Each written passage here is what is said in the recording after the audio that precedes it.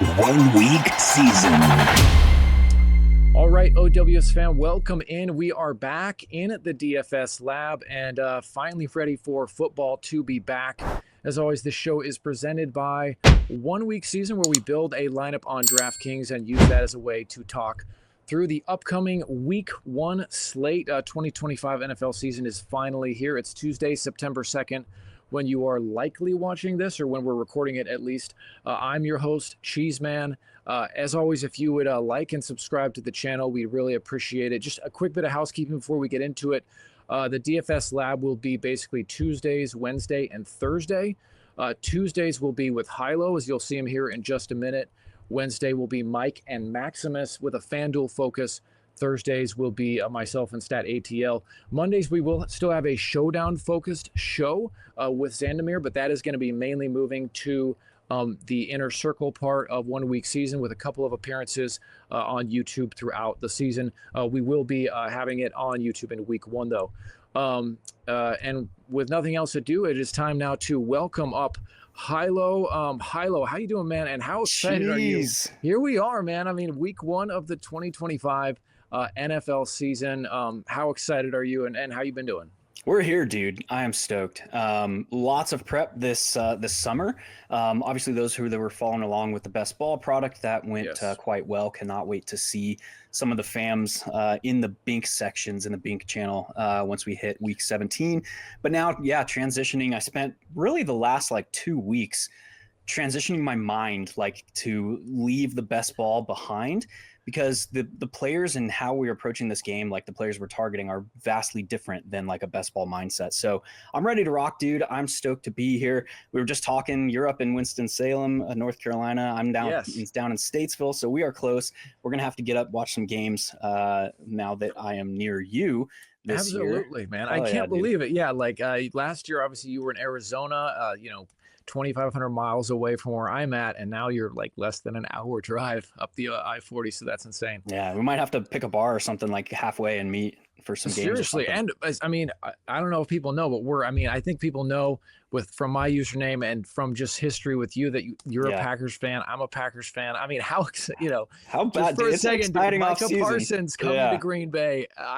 We draft a wide receiver in the first, and then we get Micah Parsons, dude. We'll have to watch some Packer games. Yes, that'll sir. Be fun. All right, you ready to jump into week 1 here? Let's hit it, man. DraftKings and let's see. I know you said, just talking for a second off air, you want to focus on the SPY, correct? Yeah, there's some interesting things that I think we can talk about for single entry in week 1. So we'll hit the SPY.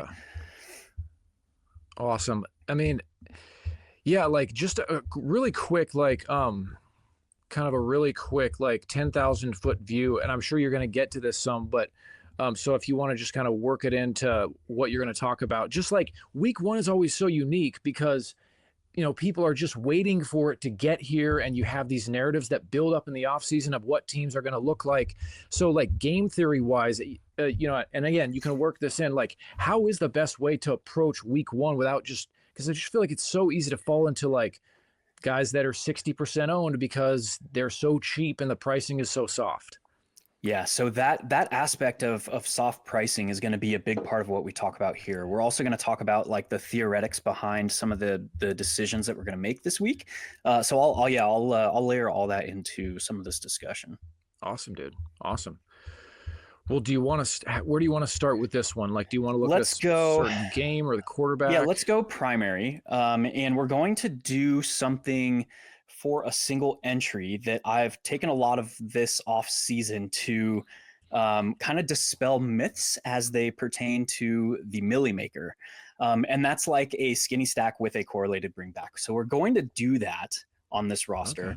And this is just a way of, again, manipulating variance.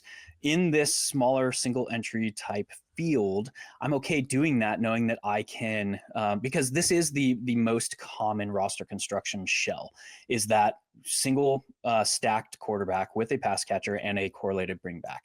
Right. In the Millie Maker, I'm going to go out of my way to not play that at all this season. And I'll talk about some of the stuff.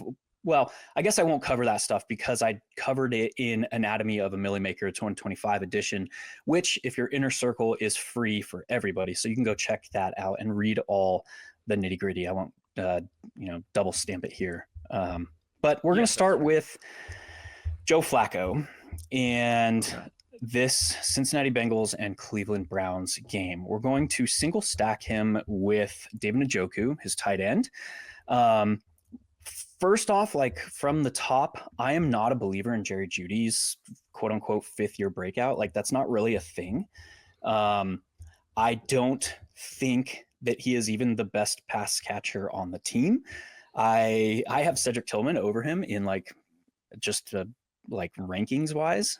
But for this game, we want to capture the touchdowns. And David Njoku has proven with Jameis Winston, with Joe Flacco a couple years ago, that they have a connection in the red zone. These veteran quarterbacks look for that big-bodied guy in the red zone. So looking to capture the touchdowns, I'm hoping that like Joe Flacco goes for over 300 yards. We don't necessarily have to like double count that bet by betting on Jerry Jeudy or betting on Cedric Tillman or Jamari Thrash. We can just say like, I'm hoping he goes over 300 and I'm hoping he throws 3 touchdowns against the Bengals. By putting Njoku in there, it's saying like, I'm hoping I capture 2 of those touchdowns through Njoku. And that could put him on pace to be like the top performing tight end this week. So that's kind of where we're going to start here. Besides, you save so much already in salary by going with Flacco at quarterback. And I mean, I don't know if it's going to be structured the same, but we saw a couple of years ago the kind of games he can put up. I don't know if they're going to be as pass heavy as that, but still, like for 4,900 and a guy that against a Cincinnati defense that's, certainly below par. Here's a crazy stat. In 8 of the last 10 Joe Flacco starts, in which spans the last 2 seasons, he's gone over 300 yards, which is insane. That is crazy. So, yeah, we have the Browns as 5.5 point home underdogs. If they were on the road, that would probably be over a touchdown. So we should expect them to be having to throw the ball around. We have Jerome Ford, who reports are he's going to be like the lead focal back. We've seen his kind of pedigree over the last couple seasons when he's been forced into a starting role. Dylan Sampson's probably going to be worked in, probably be operating as a change of pace plus back, but the state of their backfield is not great. This offensive line, 4 of the 5 starters are going to be over the age of 30. So like Ethan Pochik, Wyatt Teller, like the entire like left guard, center, right guard, and right tackle are all going to be over 30. And then the starting left tackle is in his 2nd year, I believe. I think he was a rookie last year, and graded like not great in run blocking. So I don't expect them to, even against the Bengals, to like find much success on the ground. Game flow, like in order to get that game flow that we need for Flacco to, throw for over 300 yards, we're probably going to want Jamar Chase on this. So we'll add him as well. Love that. And like, this is where we'll start talking about like the theoretics. Like Joe Flacco is not going to go under owned. Jamar Chase is not going to go under owned because pricing is so loose. So we know that having this, and we've already done like the chalk roster core of a single stack player with a correlated bring back. So we know that we have to do something in this roster, even in a single entry, smaller field contest, to kind of offset this chalk that we've already placed in. One way that we have done that is using only David Njoku. Like I said, we're not double counting like Joe Flacco's pass yards with another pass catcher that we say we're betting on going over 100 yards. Another way that we will look to do that, actually, before we get into that, we'll just add another like chalk piece. And this is a player that like his team is decimated by injuries. He's in the top expected game environment and he's a rookie. He's going to be owned. That's Emeka Egbuka. So we'll add him. So like we've chalked up this roster at this point, right? So now let's talk about like, how do we counterbalance that chalk? The first thing in week 1 is like pricing is so loose, but pricing is so loose primarily at wide receiver because we have all these rookies that are underpriced. We have players that have changed teams. We have players that are like priced in the 4,500 to 6K range that in a few weeks could be in the mid 6s and the 7s. Yeah. So we're going to see heavy ownership on those players. A couple of those players are Teteroa McMillan. We're going to likely see a lot of ownership on like the other side of this Tampa Bay and Falcons game.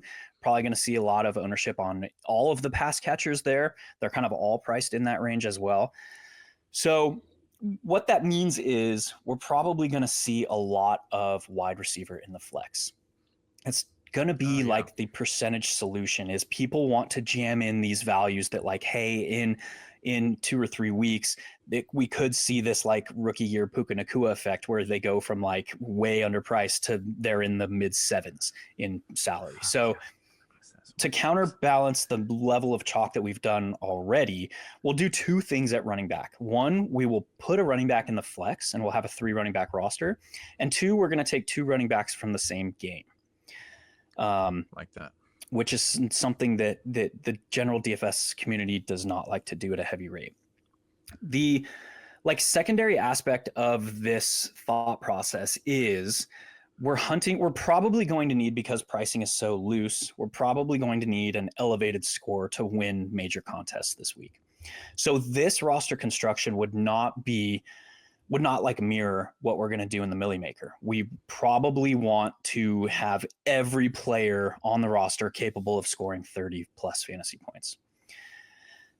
So at running back, we'll put in the running back that's not in the same game first, because the same game plays in the afternoon. We want one of those guys in the flex to be able to give us some maneuverability entering the afternoon.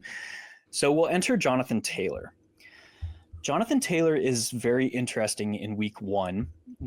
First of all, Daniel Jones starting is big for Jonathan Taylor. I mean, we look at Jonathan Taylor's splits the last 2 seasons with and without Anthony Richardson, and he's seen about 6 more opportunities per game, about 3 more fantasy points per game, about 3 more targets per game without Anthony Richardson. So that's huge. Yeah, that's a massive boost, right? So against this Miami Dolphins team that like has probably the widest range of outcomes as far as like team performance goes this year.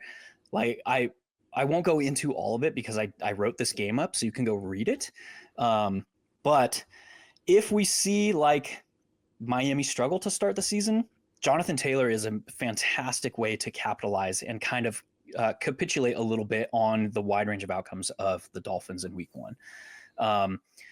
If they're unable to get the run game going, if they're unable to start hitting those deep passes to Tyreek Hill, if Jalen Waddle is kind of hamstrung, not literally, but because he has hamstring issues, but just because like they're not able to do the things that they want to because of their offensive line, or because Devon Achane is nursing a calf injury, that could kind of have that team devolve pretty quickly into kind of what we saw last year, which was like an offense predicated on short passing, and it could get ugly rather quickly.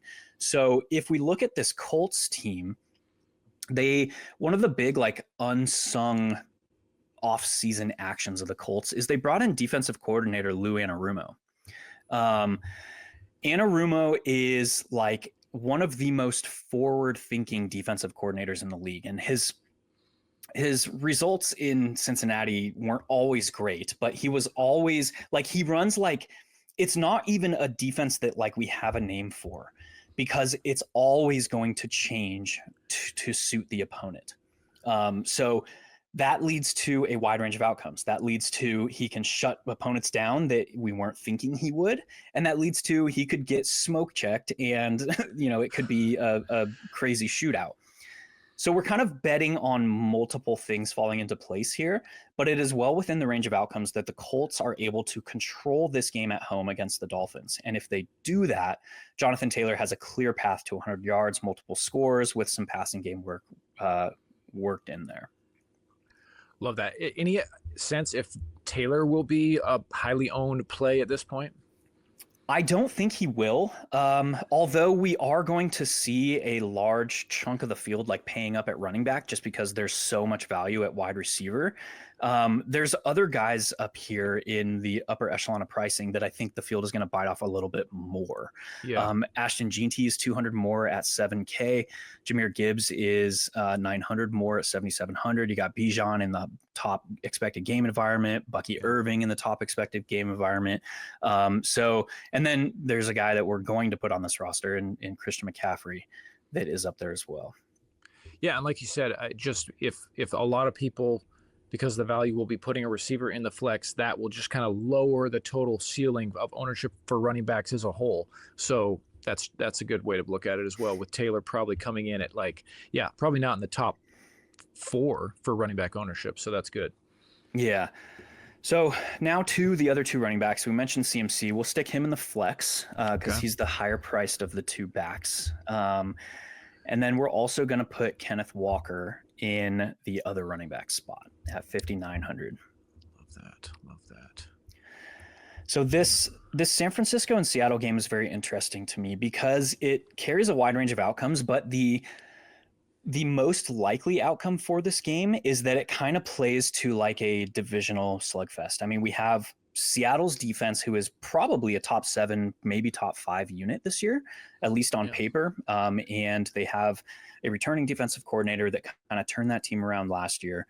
And on the flip side, we have a San Francisco team that like has so many changes on the defensive side, but still has this like high defensive pedigree. So likeliest scenario is probably that we don't see this game like become a game that we need. But if we look at the state of each of these teams, it's like JSN and then who else is a pass catcher that is going to do damage through the air for Seattle. And then for San Francisco, they have all this uncertainty with so many injuries. Brandon Ayuk is out. Jawan Jennings returned to practice this week, but he has missed most of camp with the calf/contract thing. How's he going to look in his first game of the season, even if he plays? Ricky Pearsall is kind of the only guy left, and George Kittle. And then we have CMC, where it's like, okay, what do we do with the 49ers when they're missing one of their primary pieces? Like, we play CMC. So we're looking, this bet is like, we're just saying both of these guys score multiple touchdowns, and the combined ownership of the 2, because they are in the same game, means that we can like do that and lower our overall, projected ownership of this roster.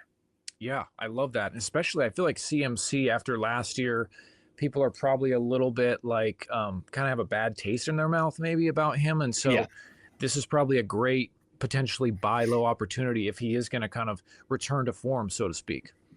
Right. So to finish out the roster, we're going to do 2 things that are extremely contrarian. So we went like from the chalkiest part of our roster to now hedging that combined ownership a little bit via roster construction with the 3 running backs and 2 from the same game. Now we're really going to like put our stamp and be contrarian. So we're going to go defense first, and we're going to put the Saints in. The fantasy community, I think, is going to extremely overweight their exposure to the Cardinals this week. We're going to see probably heavy ownership on James Conner. We're probably going to see heavy ownership on the Cardinals defense. We're going to see heavy ownership probably on their tight end, Trey McBride. So with all that, the Saints have a ton of changes this offseason as well. And it's not all just bad. Like, it's not all just like Spencer Rattler starting and we can't do anything with the Saints. On the defensive side of the ball, they bring in defensive coordinator Brandon Staley. So that is huge. He is a Vic Fangio disciple. He plays an aggressive unit that utilizes a lot of zone coverage. But more importantly is like how he incorporates his generating pressure game plan, like in front of that zone. He does a lot of things that disguise coverages, and pretty much everything I'm saying that like Brandon Staley does well, Kyler Murray struggles with. Like, he's really, really freaking bad against all these things. So he's really, really bad about throwing over the middle of the field, which is going to be kind of forced that way through through like a Vic Fangio, Brandon Staley defense, because they're in zone at a heavy rate. He struggles with structure, so they're going to make him kind of try to march the field, and he struggles with pressure when he's not allowed to escape the pocket. So that could lead to these disguise coverages, creating opportunities for turnovers, for sacks, for stuff like that.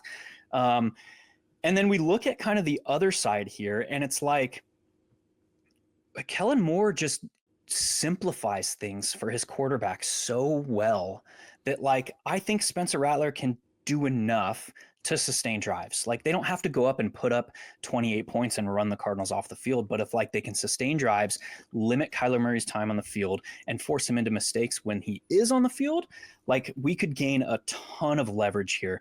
Probably, and I went and said it on the X machine. I wouldn't be surprised if the Saints won this game.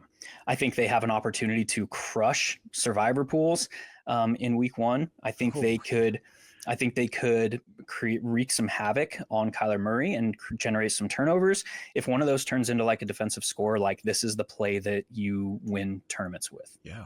Why are people so high on the Cardinals? Are they still kind of, I mean, nothing's changed offensively for them, right? I remember last year you talked a lot about how most of what they have to do success-wise comes out of structure, as you would always put it. Right. So they returned like almost all of their primary offensive players. They returned their head coach, their defensive coordinator, their offensive coordinator. Yeah. And the biggest thing for me is like what we saw in preseason and what we saw in camp is the offense really didn't change. So like we saw like the highlights of Marvin Harrison Jr. this offseason were him going up and like high pointing the football and like mossing somebody. And it's like, okay, we know he can do that. We know he struggles with generating separation. We know he struggled with yards after the catch. We want to see more layup stuff. We want to see more like work over the middle of the field. These like variant smoothing aspects of wide receiver play. And we're still not seeing that. It's still like, hey, go out and win one-on-one. The focus of the pass offense in Arizona is very much, we are just going to generate one-on-one situations and our players are going to be asked to go win. That is very similar to like Zach Taylor in Cincinnati. They don't really do enough to create the space for their playmakers. They just generate one-on-one situations and say, hey, go win. So, man, I don't know. I'm much lower on the Cardinals just than the industry in general. But I think this Saints defense way is a smart way to generate some leverage at what has got to be extremely low ownership. The Cardinals are going to soak up a ton of ownership. We also have the Browns defense that is $100 cheaper than the Cardinals against the leaky offensive line of the Bengals. So they're going to soak up ownership, and we're just not going to see any on the Saints. Yeah, I think that's very sharp. I love that. So to round it out here, we're left with what, 5,300? Is that right? Yep, that's correct. Okay, so we're going to increase the leverage exponentially now. This is the range where people are going to go to Matthew Golden. They're going to go to Tedero McMillan. We already have Emeka Egbuka, so we're not going to put either of those guys in because that is very, very chalky for this week 1. We're going to go to a guy that I'm going to call right now on Tuesday as my skeleton key of the slate. And that is Deebo Samuel. I love that. So with Deebo, they're playing the Giants. Now let's talk about this game real quick. We're not going to spend a ton of time because I will dissect this game in other places. But for the free, well, I guess everything is free for OWS for week 1. So you'll see it free, but you're going to have to wait for the rest of it. But the Giants have probably the top defensive line in the league this year. They added Micah Parsons 2.0 in the draft. This dude, if you watch the preseason, he was creating havoc everywhere along the defensive line. They're moving him around. He was winning one-on-ones. He was beating double teams. And this defensive line was already extremely good. So now, they struggle in the linebacking core. They struggle on the back end. But, this defensive line is really freaking good. So what does that tell me? Cliff Kingsbury, air raid, West Coast ties, West Coast roots, spread offense. He wants to spread the opposing defense in the horizontal plane, create space for his playmakers in the short to intermediate areas of the field. Well, we have Deebo Samuel that was brought in. Deebo Samuel is tailor-made for this offense. He is the exact perfect fit for this offense. We have Terry McLaurin that spent a good chunk of the offseason holding in/out for a new contract. He was paid his contract, but now we have like 4 or 5 years worth of data that players that hold out or hold in and miss so much camp, there's a ramp up time in the regular season. Their production takes a 25 to 30% hit for the first 4 weeks. So we have that situation with Terry McLaurin. They went out, they moved Brian Robinson. So they're going to have probably, if I had to guess, Chris Rodriguez as the primary rusher on early downs to start the season, Ja'Cory Krosky Merritt or Bill as the primary change of pace guy, and then Austin Eckler in a clear like passing situation role. So all of that, pressure expected for like a high pressure rate because of the defensive line for the Giants. We're probably going to see increased rates of scrambling from Jaden Daniels, and we're probably going to see an increased rate of short area design schemed usage. So if we look at this team last season, that kind of had to be Zach Ertz. It wasn't that like Zach Ertz is like having a career revival. It was like they just had to be Zach Ertz because they had nobody else that could do that. They had Terry McLaurin, Noah Brown, who were deep guys. They had Luke McCaffrey, another like intermediate deep guy. They didn't have anybody else to work these routes in the intermediate areas of the field for all this schemed usage. So it was like, Zach Ertz, you have a big body. You can go sit in the pockets of zone because of your veteran savvy. We'll use you in that. I don't think that's going to be the case this season. I think it's going to be Deebo Samuel. We saw him get a carry on a jet sweep in preseason week 3, I think it was. He took it for like 19 yards. I think that's what we're going to see. Deebo is now this queen chess piece that they can move around and Cliff Kingsbury can use for all this stuff that he wants to use through like him opening up the field in the intermediate areas. So Deebo Samuel has a path to 8 to 10 targets and 3 to 5 carries in week 1. And against the Giants, again, not disciplined in the linebacking unit, not disciplined in the secondary, but elite defensive line. This could be like the perfect setup for Deebo Samuel in week 1. Dude, love it, man. Love it. I think it's really exciting. I actually was just reading your article on 1 week season before we got on about where you basically said how Deebo Samuel's a great fit for this offense. So that's amazing. So so the lineup is complete. For those of you listening on the podcast, what we finished with was Joe Flacco at quarterback stacked with David Njoku, and bringing back with Jamar Chase, and then Jonathan Taylor, Kenneth Walker III in the 2 running back slots. Is it Abuka? Is that how you say his name? Egbuka, yeah. Egbuka. Mm-hmm. And receiver, Deebo Samuel, Christian McCaffrey in the flex, the Saints defense. And obviously, as you guys have seen on the banner below there, everything at 1 week season is free this week. So guys, check it out. I mean, I know for myself, Hilow, the Slate podcast is a huge part of my routine. You and Zandamir, you guys are back doing that again this year, right? Oh, baby, we are. I mean, that's always a lot of fun. 2 hours. I mean, it's like, a part of my routine, like Saturday afternoon or evening, I'm just, getting in a comfortable spot and just locking in for a couple hours. And it always, I feel like every show you guys kind of like open my mind up to a possibility I wasn't thinking about. But I think we're adding some content this year. I think JM might be doing something kind of on Saturday evenings as well this year. There's just a lot of great stuff. And this week you can try it out 100% free and see if it's a good fit for you. So, I mean, absolutely, guys, take advantage. A good opportunity if you've been thinking about it. 100%. Cannot wait to see you guys this week. Come hang out at OWS. Get in Discord and check out OWS. Everything's free, baby.